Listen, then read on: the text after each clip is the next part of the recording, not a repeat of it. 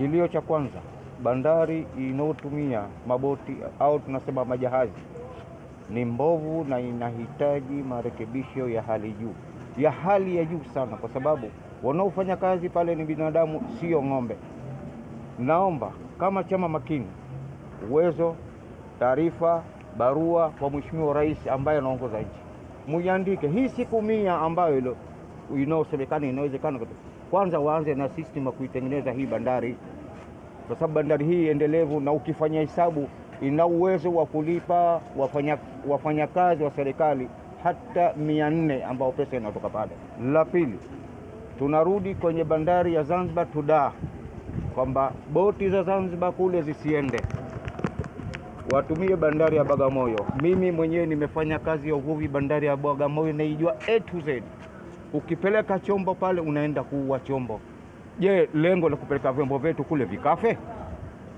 Ninachotaka serikali ya Tanzania, Zanzibar na bara wakae kikao kimoja, waliwafikishe bandari ya Dar tu Zanzibar itumike pale pale. Kama wana ujenzi, haukuanza ujenzi wakati huo, wanakuja kuanza leo kabla na uchaguzi.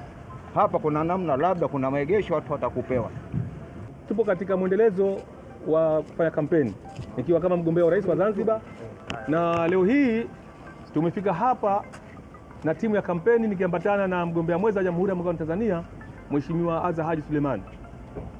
Ndugu waandishi wa habari, ndugu wananchi, mimi kwa majina naitwa Ameri Hassan Ameri, ni mgombea wa rais kupitia chama cha Makini Zanzibar. Ukweli ni kwamba leo hii tumefika hapa bandarini katika maeneo ya majahazi, maeneo ambayo na hata katika sera za chama cha Makini tunasema kwamba miongoni mwa sekta ambayo itazalisha uchumi wa Zanzibar ni bandari. Na leo hii nimejionea kumbe kweli ile kauli mbiu yangu ninayosema posho ya shilingi 500 kwa kila Mzanzibari inawezekana, na hii nimethibitisha kwa vitendo baada ya kuona uhalisia wa majahazi kutoka Kenya, kutoka Dar es Salaam ambayo wanaingiza mzigo Zanzibar. Lakini ukweli ni kwamba mazingira ya bandari, eneo la majahazi hayaridhishi, na huo ndio ukweli. Kwanza kabisa ni wape pole wafanyakazi wote, wachukuzi pamoja na madereva au manahodha wa majahazi yetu haya. Ukweli ni kwamba hii sekta ni sekta muhimu ambayo inaingiza uchumi wa Zanzibar. Tumeona na kilio nimekisikia kwamba sehemu ile panatakiwa kuchimbwa ili maji yawe mengi, ili majahazi haya yaweze kuingia kushusha mzigo, kupakia mzigo na kuondoka kwa urahisi. Lakini vile vile nimesikia kilio na hata mazingira ya zile sehemu za kupitia, tumeona mazingira hatarishi. Vijana wetu, wazee wetu wanabeba mizigo mizito, magunia ya batata, magunia ya nazi na vitu vingine katika mazingira ambayo ni hatarishi. Lakini vile vile tumesikia kilio kwamba pamoja na kwamba wao wapo hapa, lakini watu wetu wanapoteza maisha, na hasa kwa sababu hawana vitendea kazi kama fiber.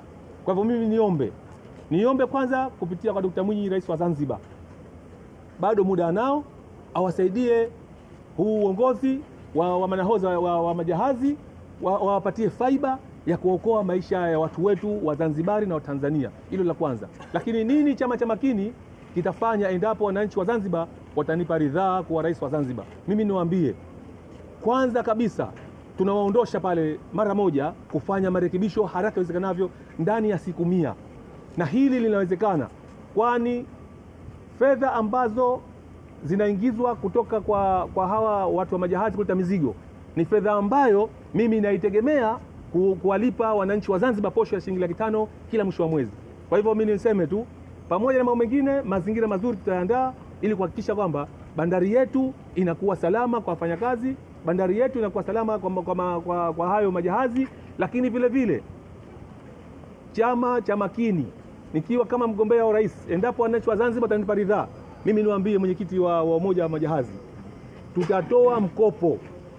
Tutakaa na management, tutaangalia ni mkopo wa kiasi gani mnahitaji ili kuwasaidia mikopo ya kuunda vyombo vya kisasa. Kwani miongoni mwa mambo ambayo wafanyakazi hawa au majahazi haya yanawapa shida ni majahazi yako ya asili. ni kweli hatuwezi kutupa wasilia wetu, lakini vile vile tunataka tuimarishe, tuweke vyombo vya kisasa. Lakini bahati nzuri niliyoipata ya kufika kile Kituturi ambacho marehemu Abeid Amani Karume wakati huo alikuwa ni kuli, ndio sehemu ambayo alikuwa anapumzikia. Kwanza hongereni sana kwa kuhifadhi haya mazingira ambayo ni kumbukumbu ya Zanzibar. Kwa hivyo mimi niwaambie tu Wazanzibari na Watanzania kwa ujumla, na hasa Wazanzibari, ili tudumishe amani na utulivu, lakini ili tudumishe yale mapinduzi ya Zanzibar, ni kuhakikisha kwamba tumuenzi marehemu Karume, hasa kwa kuenzi yale maeneo ambayo alikuwa anafanyia kazi zake.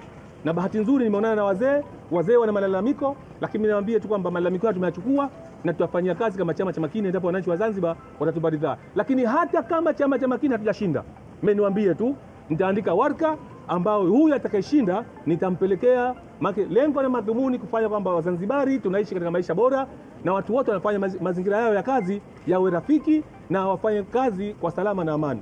Lakini niwaombe Wazanzibari, ili tutimize azma ambayo mimi kama mgombea natarajia kuifanya, kitu cha kwanza tuendeleze kudumisha amani na utulivu. Niwaombe ndugu zangu manahodha wa majahazi, tunajua majukumu yenu. Majukumu yenu ni kubeba mizigo, kuchukua Kenya Mombasa na kuchukua Dar es Salaam kuleta hapa. Sasa hivi tunakwenda katika uchaguzi. Pia kuna uwezekano wa kupakia watu ambao hawahusiani na uchaguzi wetu wa Zanzibar, ambao hawana dhamira njema na Zanzibar. Kwa hivyo niwaombe sana, mnapopakia mizigo ni lazima msipakie watu ambao hawahusiani na Zanzibar, ili kuja kutaribia hali ya amani ya nchi yetu. Lakini vile vile niwaambie tena, tarehe 28 kuna baadhi ya wagombea wanawaambia wananchi wakapige kura tarehe 28. Mimi niwaombe sana, kwa mujibu wa kifungu cha 82 cha sheria ya uchaguzi namba 4 ya mwaka 2018, tume ya Zanzibar imepewa mandate ya kuandaa uchaguzi wa mapema. Kwa hivyo niwaombe tu, tume imeshatangaza tarehe 28 mwezi wa 10 ni siku ya kura ya mapema. Wananchi ambao hawahusiani na kura hiyo tuachie wale kwa mujibu wa sheria wanaohusiana na kupiga kura, tukapiga kura. Lakini sisi tumebakia tuitumie tarehe 29 kwenda kupiga kura, lakini muitumie tarehe 29 kwenda kumpigia kura Ameir Hassan Ameir, ambaye ndio atawagomboa katika haya madhila ambayo mmeyapata. Mimi kama mgombea nasikitika sana na mazingira niliyoyaona. Kwa hivyo niwaambie tu poleni sana, lakini chama cha Makini kikuponyana nyie, na inshallah Mwenyezi Mungu akijalia wananchi wa Zanzibar watanipa ridhaa, basi haya mambo yote niliyoyaona tutafanyia kazi tena kwa haraka. Niwashukuru sana, asanteni sana.